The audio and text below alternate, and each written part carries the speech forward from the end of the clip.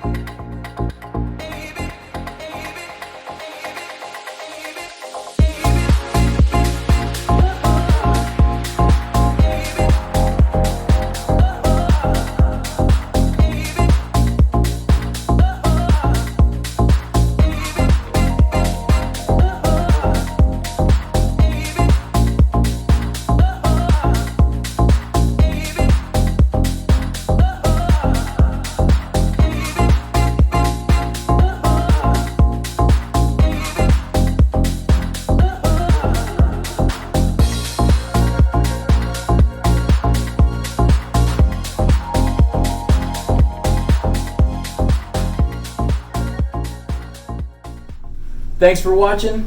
Hope you enjoy this review. And remember, as always, smash.